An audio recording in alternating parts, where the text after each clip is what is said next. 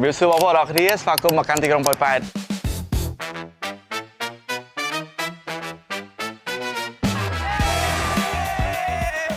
ថ្ងៃនេះខ្ញុំនឹងណែនាំបងប្អូនអរគ្នាអំពីពន្ធកិច្ចនិងកិច្ចការងារដែល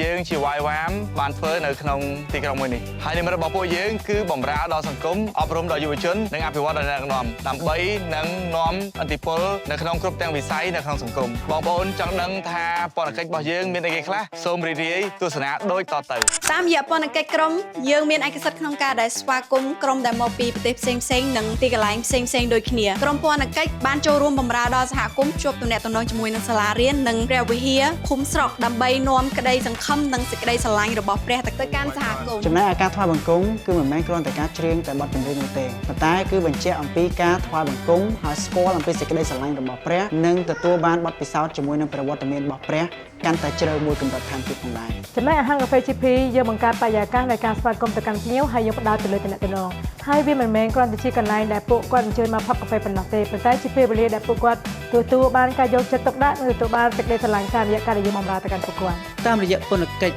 មជ្ឈមណ្ឌលអភិវឌ្ឍយុវជន YDC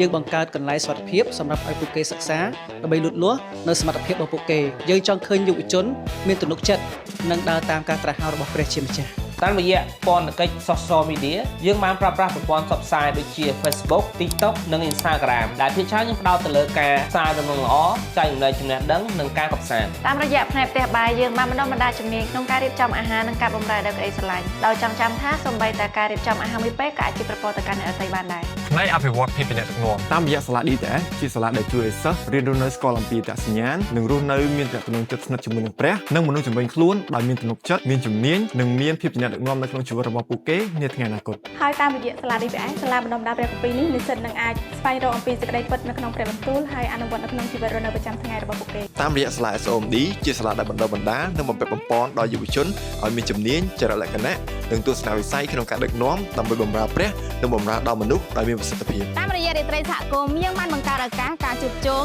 លើកទឹកចិត្តនិងកសាងទំនាក់ទំនងជាសហគមន៍សិស្សានុសិស្សបុគ្គលិកដើម្បីឲ្យកាន់តែរីកចម្រើនជាមួយនឹងគ្នាថែមទៀតនៅក្នុងកម្មវិធីយុវជនយើងចង់ឃើញយុវជនទទួលបានការបំផុសគំនិតស្គាល់ភាពជាអ្នកដឹកនាំខ្លួនឯងស្គាល់ពីគោលបំណងច្បាស់លាស់ហើយនឹងស្គាល់ពីទំនាក់ទំនងពិតប្រាកដជាមួយនឹងព្រះអង្គនិងមនុស្សជុំវិញខ្លួនផ្នែកបណ្ដុះបណ្ដាលជំនាញតាមរយៈផ្នែកគណនេយ្យគឺយើងបានបង្រៀនអំពីការគ្រប់គ្រងហិរញ្ញវត្ថុដោយប្រាជ្ញានិងភាពស្មោះត្រង់ដើម្បីក្លាយជាអ្នកដឹកនាំល្អនៅអ្វីដែលព្រះបានប្រទានឲ្យតាមរយៈសាលាគុណព្រះយើងផ្ដល់ឱកាសក្មេងៗទទួលបាននៅការអប់រំបណ្ដុះបណ្ដាលចំណេះដឹងអត្តចរិតភាសានិងជំនឿតាមរយៈផ្នែកបច្ចេកទេសយើងអនុវត្តជំនាញបច្ចេកទេសទូទៅនិងដោះស្រាយបញ្ហាផ្សេងៗដើម្បីគ្រប់គ្រងទៅដល់បេសកកម្មនិងការងាររបស់ព្រះឲ្យដំណើរការបានមានប្រសិទ្ធភាពតាមរយៈផ្នែកបដិសណ្ឋារកិច្ចយើងបង្រៀនពីការស្វាគមន៍ការបម្រើដល់អ្នកដទៃដើម្បីឲ្យមនុស្សគ្រប់គ្នាមានអារម្មណ៍ថាត្រូវបានទទួលបានការយកចិត្តទុកដាក់សេចក្តីស្រឡាញ់និងភាពស្និទ្ធស្នាលគ្រប់ទាំងសកម្មភាពដែលយើងធ្វើមិនមែនគ្រាន់តែសម្រាប់នៅទីក្រុងមួយនេះប៉ុន្តែ